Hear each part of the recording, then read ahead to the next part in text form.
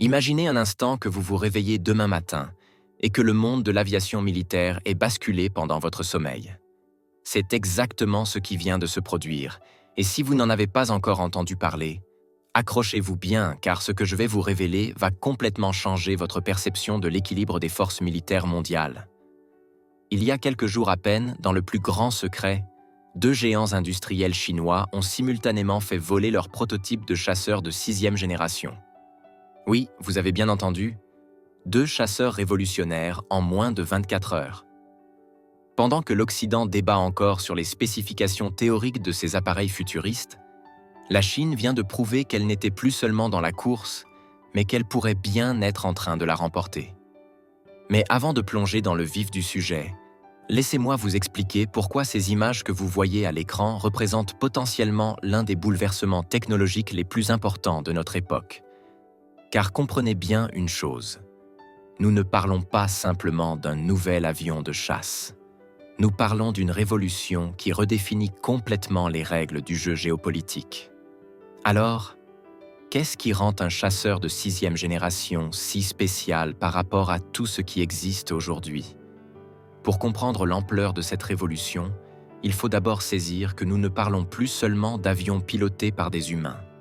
Ces machines du futur intègrent des capacités qui relèvent presque de la science-fiction. Des missions entièrement autonomes orchestrées par une intelligence artificielle avancée, des capacités de cyberguerre qui peuvent paralyser les systèmes ennemis avant même qu'un coup de feu soit tiré, et des armes hypersoniques capables de frapper des cibles à des milliers de kilomètres en quelques minutes seulement. Mais ce n'est que le début. Ces chasseurs de nouvelle génération peuvent également déployer des armes à énergie dirigée, pensées aux lasers de haute puissance et coordonner en temps réel des essaims de drones de combat. Ils évoluent dans un réseau de communication globale instantané, transformant chaque appareil en nœud d'un système de combat interconnecté d'une sophistication inouïe. Certains experts envisagent même leur utilisation dans des opérations de guerre spatiale, marquant l'émergence d'un nouveau théâtre de conflit. Maintenant, concentrons-nous sur ce qui rend le prototype chinois absolument stupéfiant. Le premier appareil, développé par la Chengdu Aircraft Corporation, les mêmes ingénieurs qui ont conçu le redoutable J-20, présente des caractéristiques qui défient l'imagination. Sa taille, tout d'abord, est proprement colossale.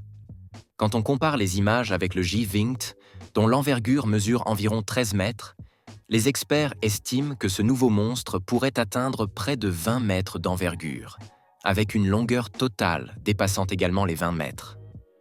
Pour vous donner une idée de ce que cela représente, cet avion est plus grand que n'importe quel chasseur actuellement en service dans le monde. Cette taille phénoménale n'est pas un hasard. Elle répond à des exigences opérationnelles précises et ambitieuses. L'objectif est clair: créer un appareil capable d'opérer depuis le territoire chinois tout en ayant la portée nécessaire pour atteindre Guam, contrôler l'ensemble de la mer de Chine méridionale et menacer une grande partie du Japon. Le fuselage massif de cet appareil cache des réservoirs de carburant internes d'une capacité exceptionnelle, lui conférant une autonomie stratégique considérable. Mais ce qui impressionne encore davantage les analystes militaires, c'est la soute à armement interne de cet avion, estimée à près de 7 mètres de longueur. Pour mettre cela en perspective, cette dimension permet d'embarquer des missiles RR à très longue portée comme les PL-17, mais également des missiles de croisière de taille conséquente, y compris des missiles anti-navires sophistiqués. Cette capacité d'emport révolutionnaire place ce chasseur dans une catégorie à part. Contrairement aux J-20 ou F-35, dont les soutes d'armement relativement modestes limitent les types de munitions transportables, ce géant des airs peut embarquer un arsenal diversifié sans compromettre sa signature furtive. C'est là que réside l'un de ses avantages tactiques les plus décisifs. Parlons maintenant de sa conception aérodynamique, car c'est là que l'ingénierie chinoise révèle toute sa sophistication. L'appareil adopte une configuration en aile delta modifiée, totalement dépourvue de dérive verticale traditionnelle. Cette absence de surface verticale, courante sur les bombardiers furtifs comme le B-2 américain, est ici poussée à l'extrême sur un chasseur de cette taille. Les ailes présentent une géométrie en losange particulièrement élégante, avec des bords d'attaque fortement inclinés vers l'arrière et des bords de fuite inclinés vers l'avant. Cette configuration, combinée à des surfaces parfaitement lisses sans protubérances significatives, optimise la furtivité radar de manière remarquable. Chaque angle, chaque courbe a été calculé pour disperser les ondes radar plutôt que de les renvoyer vers leur source. Mais supprimer complètement les dérives verticales pose des défis énormes en termes de contrôle de vol, particulièrement lors des manœuvres à haute vitesse. Les ingénieurs chinois ont résolu ce problème en développant des surfaces de contrôle sophistiquées intégrées au bord de fuite des ailes. Ces surfaces, à la fois horizontales et segmentées, rappellent effectivement celles du B-2, mais adaptées aux exigences spécifiques d'un chasseur de supériorité aérienne. Cette approche révèle une philosophie de conception claire: privilégier la furtivité et les capacités de réseau au détriment des performances traditionnelles de combat rapproché. C'est une vision stratégique qui correspond parfaitement aux objectifs géopolitiques chinois dans le Pacifique. L'un des aspects les plus intrigants concerne l'équipage de cet appareil. Les images confirment la présence d'un cockpit, mais sa configuration exacte reste mystérieuse. S'agit-il d'un cockpit biplace en tandem, avec un pilote et un opérateur de système? Ou d'une configuration côte à côte offrant une meilleure coordination? Étant donné la complexité des systèmes embarqués et la nécessité de coordonner des essaims de drones de combat, un équipage de 2 personnes semble être l'hypothèse la plus probable. Mais voici où l'histoire devient encore plus fascinante. Les analyses détaillées des vidéos de vol ont révélé quelque chose d'absolument inédit. Ce chasseur serait équipé d'une configuration à 3 moteurs. Oui, 3 moteurs sur un chasseur de chasse. 2 moteurs latéraux avec des prises d'air sous le fuselage et un 3e moteur central avec une entrée d'air dorsale. Cette architecture n'a jamais été tentée sur un chasseur moderne. Plusieurs théories tentent d'expliquer ce choix audacieux. La première suggère que la Chine n'a pas encore développé de moteur suffisamment puissant pour propulser un appareil de cette taille avec seulement 2 réacteurs. La seconde hypothèse, plus intéressante stratégiquement, propose que cette configuration vise à maximiser la génération d'énergie électrique pour alimenter des systèmes avancés comme les armes à énergie dirigée et les systèmes de défense active. Il est également possible que le moteur central soit optimisé pour maintenir un vol supersonique prolongé, tandis que les moteurs latéraux gèrent plutôt les phases de décollage, d'atterrissage et de combat. Cette redondance offrirait également une survivabilité accrue en cas de dommages au combat.